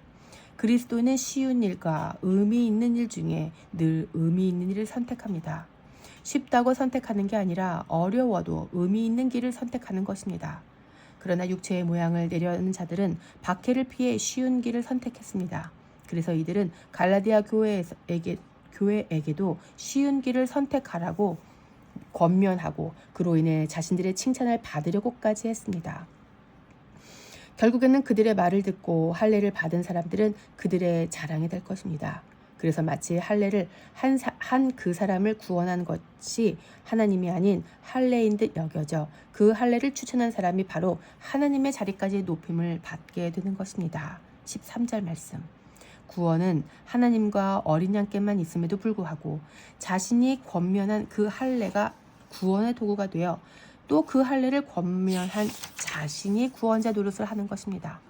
구원자 되시는 하나님 앞에서 이런 생색을 내는 것은 겁을 상실한 몹쓸 짓입니다. 비유가 좀 불경스럽지만 재주는 곰이 부리고 돈은 왕서방이 챙긴다라는 말처럼 구원은 하나님의 경륜과 예수님의 희생으로 된 것인데 인간의 할례와 그 할례를 전한 자들이 칭찬을 받는다면 잘못된 것입니다. 주님의 은혜로 구원받은 백성은 어떠한 일이 있어도 오직 우리 주님만 높임을 받으셔야 하는 것에 동의할 것입니다. 하나님은 하나님이 받으실 영광을 다른 자에게 주지 않으십니다. 또한 하나님이 받으실 찬송도 그 어떤 우상들에게 양보하지 않으십니다. 이사야 42장 8절 말씀. 하나님이 주시지 않는데 탈취해가는 것은 죽기로 작정한 일입니다. 그 누구도 주님의 공로와 영광을 탈취할 수는 없습니다. 피차 오늘 하루 십자가로 인한 박해를 두려워하지 마시고 오직 십자가 지신 우리 예수님만 자랑할 수 있기를 바랍니다. 나는 여호와이니 이는 내 이름이라. 나는 내 영광을 다른 자에게 내 찬송을 우상에게 주지 아니하리라. 이사야 42장 8절 말씀. 키포인트. 인간은 스스로의 공로가 배제되는 것을 견딜 수 없어 합니다. 인간은 십자가라는 흉측한 사형제도에 자신의 구원을 맡기지 않습니다. 그리스도인은 쉬운 길이 아닌 의미 있는 길을 선택합니다. No pain, no gain. No cross, no crown. 구원하심은 하나님과 어린 양께만 있습니다. 요한계시록 7장 10절 말씀. 나는 여호와이니 이는 내 이름이라. 나는 내 영광을 다른 자에게 내 찬송을 우상에게 주지 아니하리라. 이사야 42장 8절 말씀. 키 퀘스천. 사람들이 육체의 모양을 내려는 이유는 무엇입니까? 현재 당신에게 쉬운 길은 무엇이며 의미 있는 길은 무엇입니까? 갈라디아서 6장 14절 말씀. 십자가 외에 결코 자랑할 것이 없으니 그러나 내게는 우리 주 예수 그리스도의 십자가 외에 결코 자랑할 것이 없으니 그리스도로 말미암아 세상이 나를 대하여 십자가에 못 박히고 내가 또한 세상을 대하여 그러하노라. 세상 사람들은 자랑하는 맛으로 인생을 삽니다. 아마 이 말은 틀리지 않을 것입니다. 그래서 사람들이 소비하는 근원적인 이유도 필요보다 자랑일 때가 많습니다. 즉 소비를 하는 이유는 물건이 필요해서라기보다 자랑이 필요하기 때문에 하는 것이라고 해도 틀리지 않을 것입니다. 한편 자랑에는 늘 대상이 있습니다. 가만히 생각해 보십시오. 대상이 없으면 자랑도 없습니다. 대체로 우리의 언어는 대상을 만나면 자랑을 하고 또한 자랑할 것이 생기면 대상을 찾아 나서지 않습니까? 예컨대 인간은 전화를 거는 이유도, 약속을 잡아서 누군가를 만나 밥을 먹는 이유도, 열심히 학업을 해서 논문을 쓰고 졸업을 하는 이유도 다 자랑으로 귀결시킬 수 있습니다. 이러한 자랑의 행렬은 우리 세대에서 끝나지 않고 다음 세대까지 이어집니다. 이를테면 아이를 낳고 그 아이가 자라서 걷고 우리처럼 학업을 하고 진학을 하고 취업을 한 것을 가지고도 우리 인간들은 자랑하는 데 사용할 수 있는 능력자들입니다. 인간의 이러한 심리를 잘 알고 있는 마케터들은 자랑할 대상이 없으면 구매율이 떨어지는 것을 이용해서 물건을 팔기 전에 먼저 자랑할 대상을 만들어줍니다. SNS와 미디어는 현재 이 역할을 톡톡히 해내고 있습니다. 따라서 극단적으로 말하자면 우리가 인생을 사는 모든 이유는 공히 자랑하기 위함이며 또한 인간들은 그 자랑하는 재미로 인하여 삶의 기쁨과 행복마저 찾습니다. 오늘 본문의 바울 역시 자랑할 것이 있었습니다. 그것은 서두에 말한 그들과는 조금 다른 것이었는데 곧 우리 주 예수 그리스도의 십자가였습니다. 바울의 자랑이 뭐라고요? 주 예수 그리스도의 십자가였습니다. 이를 통해 우리가 상상할 수 있는 바울의 일상은 다음과 같습니다. 바울은 이 십자가를 자랑하기 위해서 약속을 했고 식사를 했고 학업을 했고 노동을 했고 여행을 했을 것입니다. 바울은 한 곳에서 자랑이 끝나면 또 다른 곳으로 자랑할 대상을 찾아 떠났을 것입니다. 우리는 이것을 선교라고 부릅니다. 바울은 시간이 없었습니다. 다른 사람을 만나서도 자랑을 해야 했기 때문입니다. 심지어 바울은 감옥에서도 자랑할 생각뿐이었습니다. 자랑을 하며 바울은 기뻐했고 즐거워했습니다. 사람은 강한 것에 반응합니다. 예컨대 사람은 하루에 많은 일들을 경험하지만 그것을 전부 다 말하지는 않습니다. 평생 인생을 살면서 많은 것들을 경험하지만 그 모든 것을 시간 순서대로 열거하지 않습니다. 그 중에서 가장 강력하게 인상에 남는 것만을 말합니다. 따라서 강한 것에 반응하는 인간은 자랑할 것이 많아도 가장 강력한 것을 자랑하게 마련입니다. 그런 의미에서 바울에게 가장 강력한 것은 우리 주 예수 그리스도였습니다. 바울이 우리라고 칭하는 것에 주목합시다. 바울은 나의 주 예수 그리스도라고 하지 않았습니다. 바울은 예수님을 주인이라 부르는 사람을 1인칭 단수가 아닌 복수로 표현했습니다. 무엇입니까? 갈라디아 교회에게도 예수님은 최고의 자랑이어야 한다는 말입니다. 그렇다면 오늘 우리에게는 어떻습니까? 예수님이 최고의 자랑이 되고 계십니까? 만약 그렇다면 우리는 예수님을 전하고 싶어 안달이 나 있어야 할 것입니다. 사람은 자랑하지 못하면 병이 나니까요. 예수님이 우리의 자랑이시라면 자랑하지 못할 때 괴롭고 힘들어야 합니다. 그런데 만약 현재 그분을 자랑하지도 않고 다른 것을 자랑하기에 바쁘다면 예수님은 우리의 삶에 무엇입니까? 현재 우리의 SNS는 무엇으로 도배가 되어 있습니까? 꽃, 자식, 배우자, 명언, 5, 60대 여성들의 대부분은 프로필이 꽃이랍니다. 왜 그럴까요? 왜 우리는 우리 주 예수 그리스도가 자랑이 될 수 없는 것입니까? 지금이라도 이 글을 보시는 분들은 프로필 사진을 예수님과 상관 있는 것으로 바꾸셨으면 좋겠습니다. 매일 성경 말씀을 SNS에 올리십시오. 카톡과 문자로 보내고 주님을 선전하십시오. 매일 성경을 열어서 묵상했던 것을 온라인에 올리시고 주님께서 베풀어 주신 은혜를 모든 미디어를 통해 업로드하십시오. 나는 돈 되는 것은 다 해. 예전에 장사하시는 분들에게 들은 이야기입니다. 그리스도인들은 예수님이 전해질 수만 있다면 뭐는 해야 합니다. 어떻게든 예수님을 자랑하십시다. 복음 광고쟁이 정기섭 작가는 그의 책 복음 광고에서 다음과 같이 응변했습니다. 상품 자체가 지니고 있는 가치가 높고 대상이 많을수록 적극적으로 광고해야 한다. 복음이 바로 그거다. 그렇다. 복음은 안일하게 받아달라고 부탁하는 낮은 가치가 아니라 자신있게 팔아야 하는 명품 최고급 생명 광고다. 세상 사람들이 복음 광고에 주의를 기울이고 흥미를 가진 후 그것이 궁금해질 때 복음을 받아들이도록 우리가 도와야 한다. 바울은 세상이 나를 못 박았고 나도 세상에 대해 그렇게 못 박았다고 선포했습니다. 14절 말씀.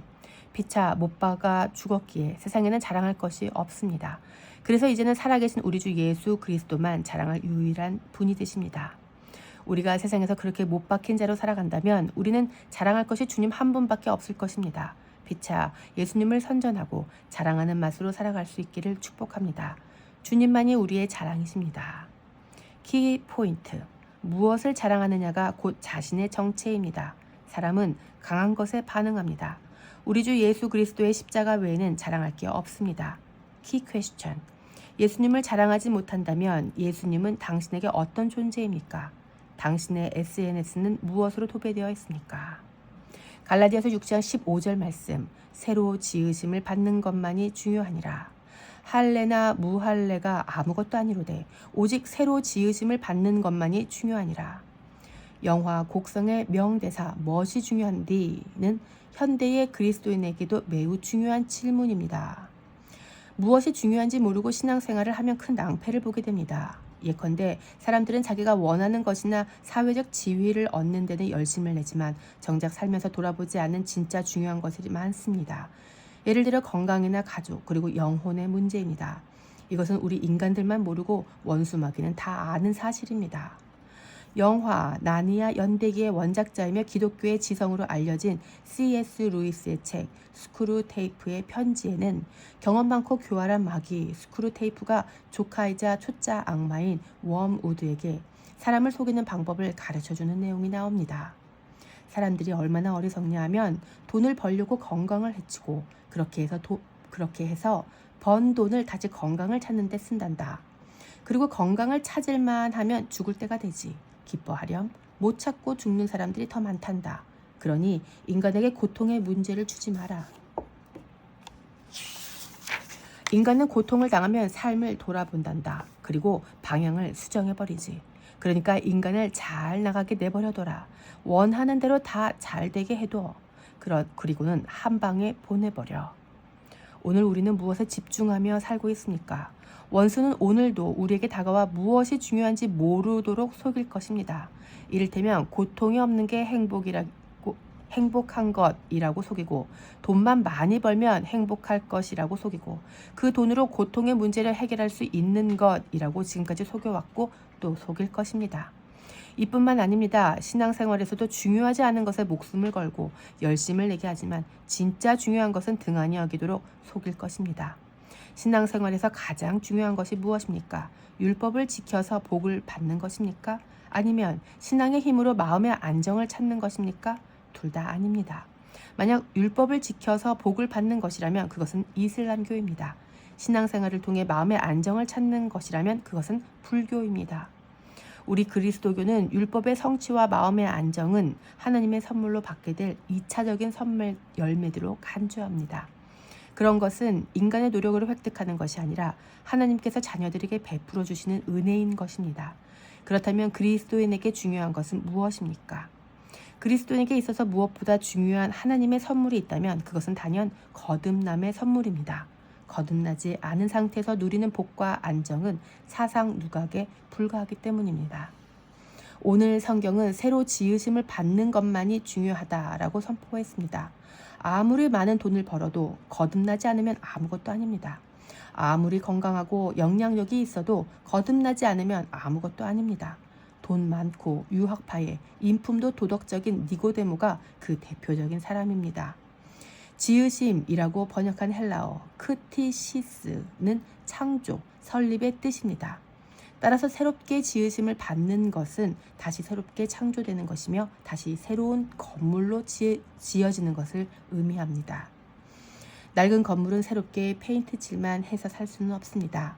언제 무너질지 모르는 오래된 아파트는 속히 재개발이 들어가서 새롭게 신축해야 하는 것입니다. 이미 망가지고 붕괴된 영혼의 할례의 페인트 칠이 무슨 도움이 되겠습니까? 그러므로 할례의 유무가 문제가 아닙니다.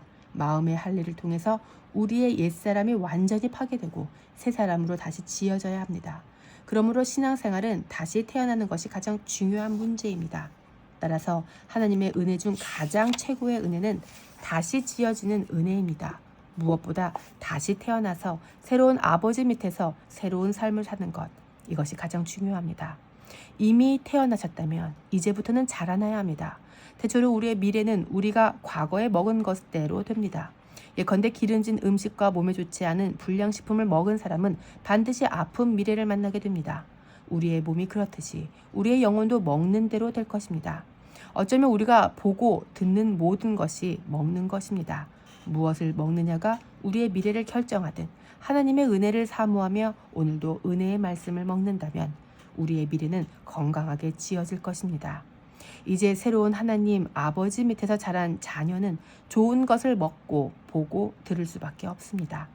아버지께서 원하시는 것이 바로 그것입니다. 새롭게 지어지는 것을 사모하십시오. 오늘도 새로운 아버지 밑에서 신령한 좋은 것들을 사모합시다. 그런데 오늘 아침은 드셨습니까? 아직 식전이라면 어서 드시지요. 영, 혼, 육이 건강한 하루 되셨으면 좋겠습니다. 축복합니다. 키포인트, 새로 지으심을 받는 것이 중요합니다. 하나님의 은혜 중 가장 최고의 은혜는 단연 다시 지어지는 은혜입니다. 태어났다면 자라야 합니다. 키 퀘스천, 원수가 사람을 속이는 방법은 무엇입니까? 당신은 무엇에 집중하며 살고 있습니까? 아침에 가장 먼저 하는 일은 무엇입니까? 갈라디아서 6장 16절 말씀, 규례를 행하는 자 하나님의 이스라엘.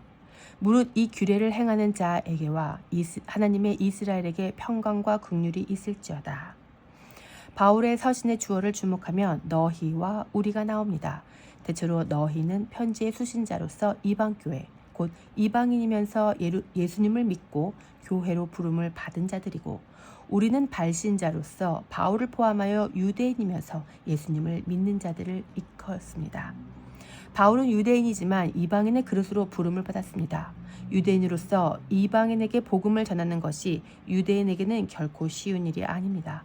그러나 이방인의 입장에서는 여간 감사하고 영광스러운 일이 아닐 수 없습니다.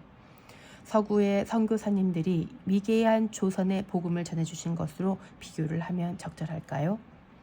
유대인 바울은 이방인에게 복음을 전함으로써 하나님의 열방 경영을 가능하게 한 사람입니다. 그래서 늘 바울의 관심은 유대인과 이방인의 연합이었습니다.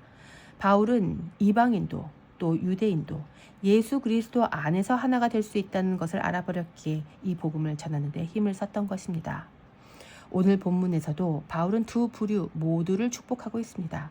이를테면 이 규례를 행하는 자와 하나님의 이스라엘입니다.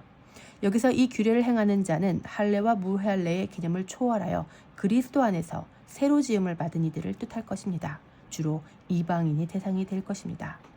한편 하나님의 이스라엘은 말 그대로 하나님께서 선택하신 할례 받은 백성, 곧 이스라엘입니다.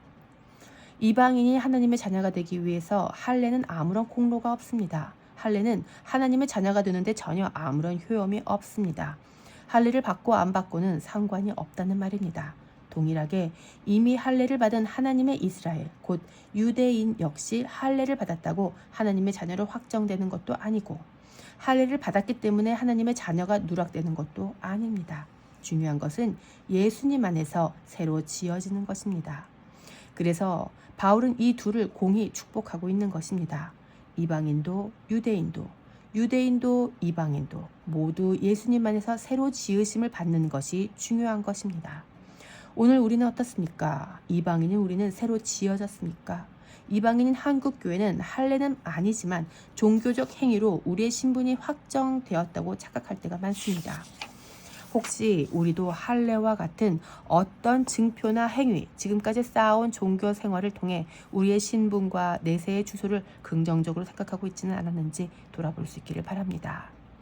바울은 이방인과 유대인 모두에게 하나님의 평강과 긍휼이 있기를 선포했습니다. 이방인도 하나님의 평강과 긍휼이 없이는 살 수 없고, 유대인도 하나님의 평강과 긍휼이 없이는 살 수 없습니다. 이방인으로서 부르심을 받은 교회는 하나님의 이스라엘을 무시해서는 안 될 것입니다. 동일하게 자신이 쌓아온 업적과 신앙의 행위들을 의지해서도 안 될 것입니다. 그저 겸손히 하나님의 평강과 긍휼 안에서 서로 축복하며 살아야 할 것입니다. 성도의 정체성은 국가 정체성보다 높습니다. 대한민국의 성도는 조국 대한민국을 넘어 하나님 나라의 백성으로서 살아야 할 것입니다. 그런 의미에서 오늘도 눈을 들어 온 인류를 경영하시는 하나님의 눈으로 모든 민족을 바라볼 수 있기를 축복합니다. 키포인트, 바울은 유대인과 이방인 모두를 축복했습니다. 성도의 정체성은 국가 정체성보다 높습니다. 자신의 종교 행위로 신분이 확정된다는 착각은 군물입니다. 키 퀘스천. 유대인과 이방인을 바라보는 관점은 무엇입니까? 바울 서신에서 우리와 너희는 각각 누구를 의미합니까? 자신의 내세가 긍정적일 수밖에 없는 근거는 무엇입니까? 갈라디아서 6장 17절 말씀. 나를 괴롭게 하지 말라. 이후로는 누구든지 나를 괴롭게 하지 말라. 내가 내 몸에 예수의 흔적을 지니고 있노라. 이단에 빠진 사람을 보면 가슴이 답답해집니다. 요즘은 토종 이단을 넘어 중국 이단까지 들어와 한국 교회의 성도들을 공격합니다. 소위 전능신교가 그것입니다. SNS를 통해 영어와 연극으로 포교 활동을 합니다. 이들은 전능하신 하나님 교회라고도 하는데 교주 조유산은은 자신의 첩이된 양향빈을 재림주 여그리스도 전능하신 하나님으로 만들어 전능신교 또는 동방번개파를 운영하고 있습니다. 이 집단은 중국 하남성에만 80만 명에 달하고 중국 전역에 약 200만 명의 이상이 된답니다. 이런 이야기를 들으면 어떠신가요? 저는 속이 터집니다. 심장이 두근거리며 피가 거꾸로 솟는 것 같습니다. 이 단체에서 사용하는 동방번개라는 이름은 번개가 동편에서 나서 서편까지 번쩍임 같이 인자의 임함도 그러하리라. 마태복음 24장 27절 구절 때문인데 동쪽 곧 동방을 중국이라고 해석해서 재림주가 중국에 와서 서편인 미국까지 전파한다고 말도 안 되는 이야기를 하고 다닙니다. 그런데 더 놀라운 사실은 그 말을 믿는 사람들이 적지 않다는 것입니다. 괴롭지 않으십니까? 명백히 진리가 아닌데 그것이 진리인 양 믿고 전하고 따르는 사람들을 볼 때 속이 뒤집힙니다. 성경을 읽어도 자신만의 해석으로 읽고 자신의 영생과 구원만을 위해 성경과 교리를 이용하는 교주나 신도들을 볼 때 너무나 괴롭습니다. 그동안 바울도 매우 괴로웠습니다. 하나님의 은혜와 예수 그리스도의 십자가를 의지하지 않고 자신의 행위 곧 할례를 통해서 구원을 받으려는 이방 교회들 때문입니다. 이방인이 무슨 할례입니까? 구원하심의 보좌에 앉으신 우리 하나님과 어린 양 되신 예수님께만 있음에도 불구하고 요한계시록 7장 10절 말씀. 자신의 행위와 공로로 구원을 이루려는 자들 때문에 바울은 몹시 괴롭고 또 괴로웠습니다. 예수님을 믿어도 율법을 지켜야만 구원받는다라고 말하는 거짓 교사들이 교회에 침투한 것도 괴로운 일이지만 그들의 거짓말에 속은 갈라디아 교회를 보면서 바울은 더욱 괴로워했을 것입니다. 진리의 말씀을 목숨 걸고 가르쳐줬건만 진리를 속히 떠난 자들을 볼 때 어찌 괴롭지 않을 수가 있겠습니까? 오늘 우리는 어떻습니까? 우리의 괴로움은 무엇입니까? 바울의 괴로움과 다르지 않았으면 좋겠습니다. 괴로운 일이 많겠지만 성도라면 진리를 떠난 자들을 볼 때 더욱 괴로워야 할 것입니다. 아무리 근사하고 훌륭한 삶을 살아도 진리를 떠나 복음 바깥에서 산다면 그들은 부러워할 대상이 아닙니다. 따라서 그들은 부러움의 대상이 아니라 괴로움의 대상입니다. 만약 그들을 부러워한다면 오히려 그런 자신을 부끄러워해야 할 것입니다. 한편 복음을 떠나 사는 자들로 인해 괴롭다면 그들에게 복음을 전하지 않을 수 없을 것입니다. 그래서 바울은 다시 복음을 전한 것입니다. 핍박도 받고 매도 받고 굶기도 했습니다. 그래서 바울의 몸에는 상처가 늘 있었습니다. 그러나 그 상처는 바울의 심정을 대변하는 흔적이 없고 예수님을 사랑하는 징표였습니다. 그렇게 바울은 자신을 사랑해서 구원을 받기 위해 하는 할 일을 넘어 예수님을 사랑하기에 박해와 핍박에도 불구하고 복음을 전함으로 자신의 몸에 예수님의 흔적을 지니고 있었습니다. 천국을 사랑하는 사람은 천국을 전할 것입니다. 그러나 예수님을 사랑하는 사람은 예수님을 전합니다. 영생을 사랑하는 사람은 영생 받는 법을 듣고 싶어 할 것입니다. 그러나 예수님을 사랑하는 사람은 예수님의 음성을 듣고 싶어 할 것입니다. 천국을 가기 위해 신앙생활을 하는 것은 이단입니다. 영생을 얻기 위해 예수님을 믿는다면 예수님은 목적이 아니라 수단입니다. 그럼에도 불구하고 많은 교인이 천국을 가기 위해 신앙생활을 하고 영생을 얻기 위해 예수님을 수단으로 이용합니다. 우리는 지금 걷는 신앙의 길 끝에 무엇이 있기를 바라며 걷고 있습니까? 천국입니까? 아니면 예수님입니까? 만약 이 길 끝에서 바라는 것이 예수님이 아니라 천국이라면 그것은 가장 고상하게 위장된 기복신앙입니다. 이단은 늘 천국과 영생으로 속여왔습니다. 언제나 우리의 목적은 예수 그리스도여야 합니다. 예수님을 사랑한다면 괴로워야 합니다. 이웃을 사랑한다면 괴로워야 합니다. 그리고 그 괴로움은 진리를 전하는 것으로 터져나와야 합니다. 그러다 핍박을 받아도 그로 인해 받은 상처는 그 어떤 할례보다 귀합니다. 모든 민족과 모든 방언이 예수님을 알게 되기를 기도합니다. 이 일 가운데 우리 모두가 쓰임받기를 기대하며 축복합니다. 키포인트. 바울은 진리를 떠난 자들을 보며 괴로워했습니다. 저마다 자기가 사랑하는 것을 전합니다. 자신의 구원을 위해 하는 할례가 있고 예수님을 위해 살기에 생기는 흔적이 있습니다. 키 퀘스천. 당신을 괴롭게 하는 것은 무엇입니까? 이단을 대처하는 방법은 무엇입니까? 당신의 신앙의 끝에는 무엇이 있습니까? 천국 아니면 예수님. 갈라디아서 6장 18절 말씀. 은혜가 심령에 있을지어다. 형제들아, 우리 주 예수 그리스도의 은혜가 너희 심령에 있을지어다. 아멘. 마지막이라는 단어는 언제나 아쉽습니다. 그래서 늘 마지막에는 애끓음이 들어가고 애정과 에너지가 쏟아지기 마련입니다. 바울은 갈라디아 교회에 다음과 같이 마지막 글을 썼습니다. 그의 글에도 애끓음과 애정과 에너지가 느껴집니다. 형제들아, 우리 주 예수 그리스도의 은혜가 너희 심령에 있을지어다. 아멘. 18절 말씀. 이와 같은 바울의 마지막 인사는 그의 편지 13개의 서신 중 12곳에서 동일하게 나타납니다. 예컨대 로마서를 제외하고 고린도 전후서, 갈라디아서, 에베소서, 빌립보서, 골로새서, 데살로니가 전후서, 디모데 전후서, 디도서, 빌레몬서에서 바울은 공히 은혜가 그들에게 있기를 빌었습니다. 궁금하신 분들은 각 서신서의 마지막 인사를 찾아서 관찰해 보시면 좋겠습니다. 또 다른 은혜가 밀려올 것입니다. 로마서도 고대의 증거 본문들에서는 빠져 있어서 없음으로 표기는 하지만 다른 사본들에는 16장 24절에 동일한 우리 주 예수 그리스도의 은혜가 너희 모두에게 있을지어다 라는 축복의 말씀으로 되어 있습니다. 따라서 바울은 모든 서신에서 마지막으로 은혜를 빌며 선포했다고 말할 수 있을 것입니다.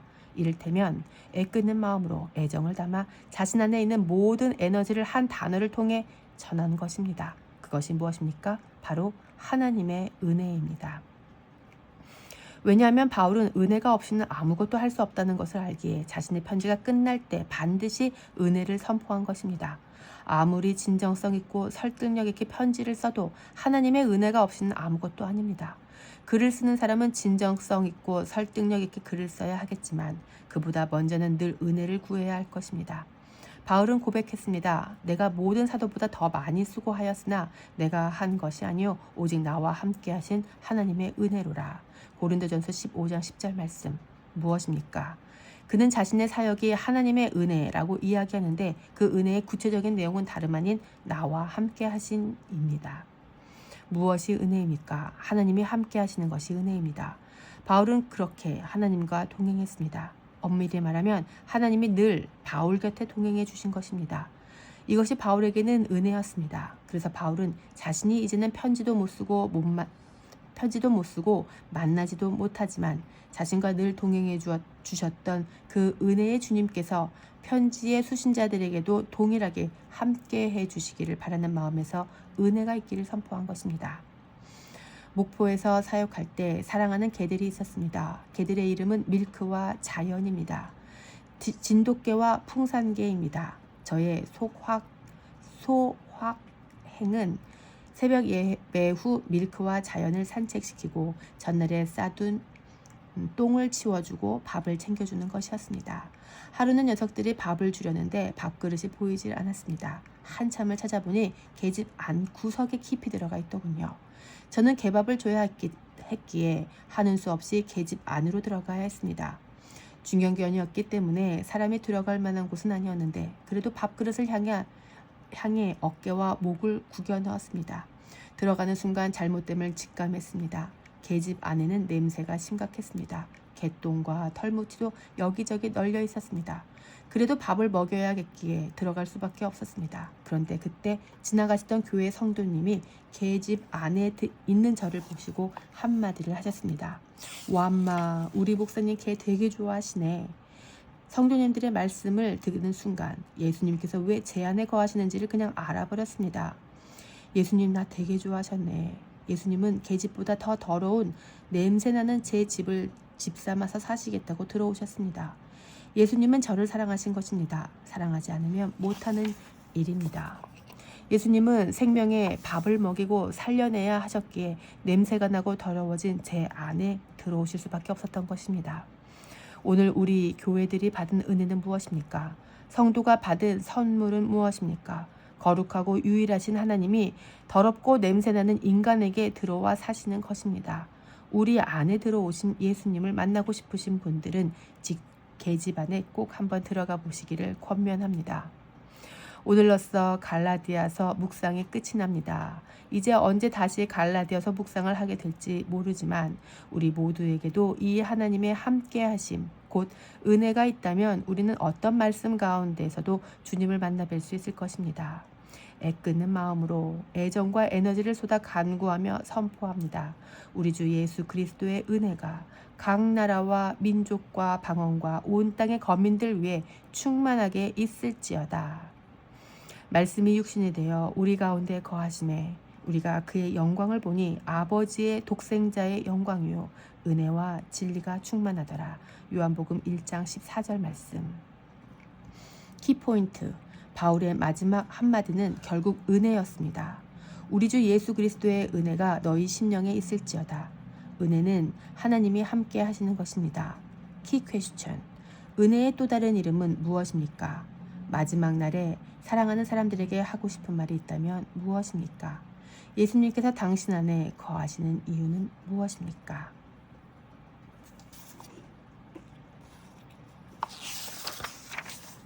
책을 마치며 이스라엘 백성은 40년을 광야에서 방황했습니다. 그들이 광야 생활을 했던 이유는 원망과 불평 때문이었습니다.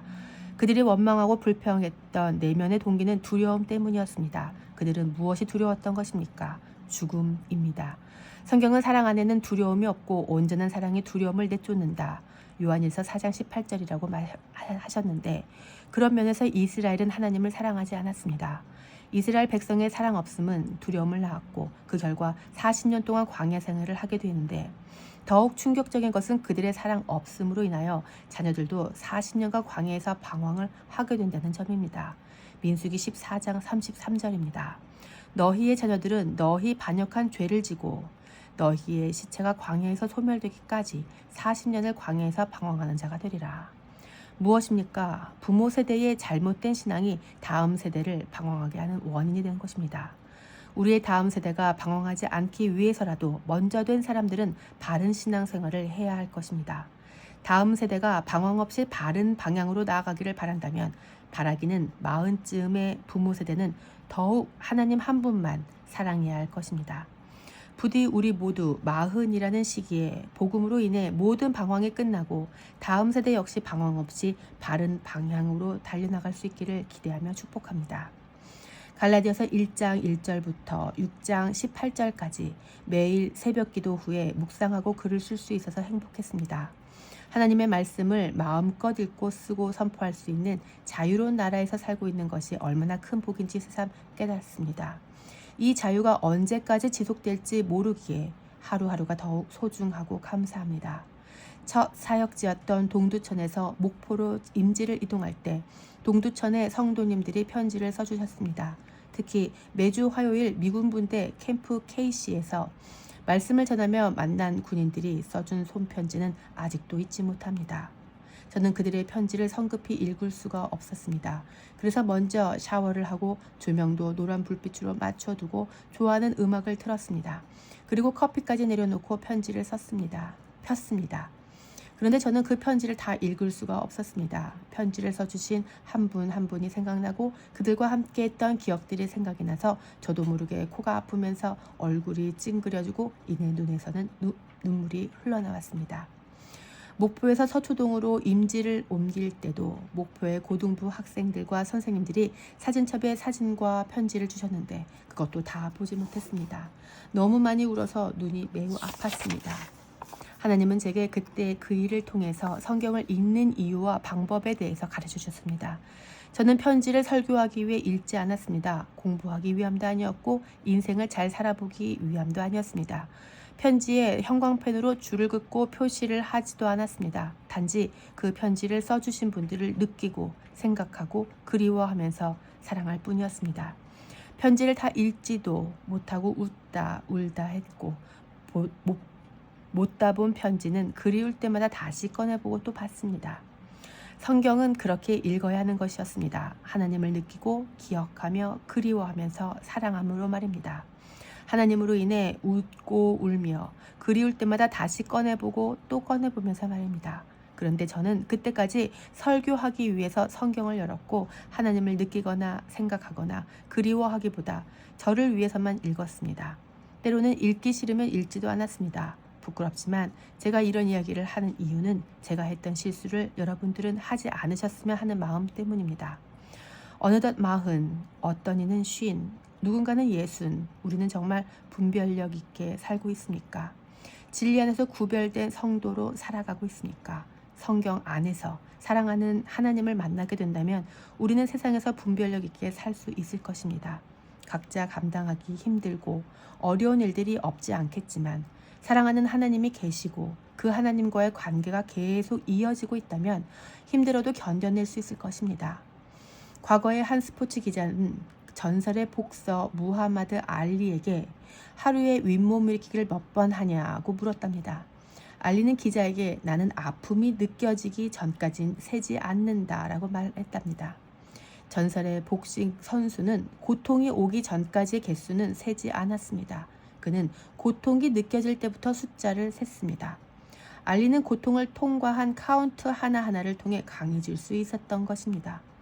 웨이트 트레이닝에서는 이것을 가리켜 실패 지점 통과라고도 말하는데 이는 근육의 성장은 실패 지점을 통과할 때 비로소 가능하다라는 이론입니다. 고통이 와서 힘들다고 포기하면 있던 근육마저도 손실되지만 고통이 올 때, 실패할 것 같을 때 그 지점을 넘어서게 되면 그때부터 성장하게 되는 것입니다. 우리의 삶도 우리의 몸과 다르지 않습니다. 모두가 넘어질 수 있습니다. 어쩌면 하나님과의 관계도 소원해져서 실패한 것 같을 수도 있습니다. 그 고통으로 인해 넘어질 수도 있습니다. 한두 번 넘어지는 것은 큰 잘못이 아닙니다. 그러나 그 넘어진 상태에서 일어나지 않는 것은 매우 큰 잘못입니다. 그래서 실패는 넘어지는 것이 아니라 넘어진 상태에서 일어나지 않는 것입니다. 실패 지점을 통과해야 성장과 성숙의 단계에 이르게 되는 것입니다. 40, 혹시 넘어지셨습니까? 고통 때문에 포기하려고 하셨습니까? 하나님과의 관계가 멀어져서 실패한 것 같아 낙심하고 계시지는 않았습니까? 넘어졌다면 다시 일어나면 됩니다. 고통을 겪고 있다면 그때부터가 성장의 카운트다운을 할 때입니다. 어떻게 일어나야 합니까? 기본으로 돌아가서 기도와 말씀의 시간들을 회복하면 믿음의 삶으로 다시 일어날 수 있습니다. 그래서 저는 하나님께서 우리에게 행하신 일, 곧 복음을 들을 수 있기를 축복합니다. 믿음은 들음에서 난다고 했습니다. 로마서 10장 17절 말씀. 첫 사역지 동두천에서 사역할 때 교회에서는 제게 LH 아파트에 사택을 마련해 주셨습니다. 어느 날 운전을 하고 집을 나서는데 큰딸 하연이 운전석 뒤에서 아빠, 내 아파트가 있어요 라고 말을 걸었습니다. 운전에 집중하느라 하연의 말을 무시했습니다. 그런데도 하연은 반가움을 금치 못하고 계속해서 아빠, 내 아파트가 있어요 라고 말을 걸었습니다. 저는 운전 중에는 크게 집중하지 못하며 네 아파트가 어딨니? 라고 아이에게 말을 건넸습니다. 그런데 또다시 하연은 더 큰 목소리로 아빠, 저기 내 아파트예요 라며 손가락으로 LH 아파트를 가리켰습니다. 아무리 생각해봐도 우리 딸에게는 아파트가 없었기에 저는 딸이 말하는 아이의 아파트를 보지는 못했습니다. 그런데 순간 아이가 말한 내 아파트가 보였습니다. 제 눈이 열린 것입니다. 딸 하연이 말한 내 아파트는 바로 LH 아파트였습니다. 그때까지 큰딸 하연은 영어를 몰랐기 때문에 알파벳 LH를 국어 자음 네로 읽었던 것입니다. 저는 이 일을 통해서 믿음은 들음에서 난다. 로마서 10장 17절 말씀에 로마서의 말씀이 이해되었습니다. 아마 이 글을 읽으신 분들은 앞으로 LH 아파트를 보실 때마다 남들은 볼 수 없는 내 아파트를 만나실 수 있을 것입니다. 이처럼 말씀을 들으면 어느 순간에 믿음의 눈이 열립니다. 그래서 보이지 않던 것이 보이는 역사가 일어납니다. 하나님을 사랑함으로 기도하고 말씀을 여십시오. 그래서 하나님의 말씀을 계속 들으실 수 있기를 축복합니다. 그러면 어느 순간 보이지 않던 세계가 보이고 남들이 보지 못하는 것을 보게 될 것입니다. 그때 비로소 그토록 내 의지와 노력으로 일어나려고 해도 안 되던 것들이 회복되고 일어나게 되는 것을 경험할 것입니다. 마흔에 있는 갈라디아서가 성경을 열고 하나님의 말씀을 듣게 되는 시작점이 된다면 그것만으로도 큰 영광일 것입니다. 영광일 것 같습니다. 매일 성경을 열어서 하나님의 사랑과 경륜을 경험하시고 웃고 울며 행복하셨으면 좋겠습니다. 내가 행하는 율법이 아닌 주께서 행하신 복음으로 말입니다. 그리스도인으로 세상살이가 녹록지 않은 이 마지막 때에 비록 실패하고 힘든 일이 있더라도 주님의 말씀을 들음으로 보이지 않는 세계를 보며 다시 일어나서 살아가실 수 있기를 예수님의 이름으로 축복합니다. 끝으로 매일 새벽 영감을 주시고 글을 쓰게 하시고 출판까지 하게 하신 살아계신 하나님께 이 모든 영광을 돌립니다. 그러므로 믿음은 들음에서 나며 들음은 그리스도의 말씀으로 말미암았느니라. 로마서 10장 17절 말씀.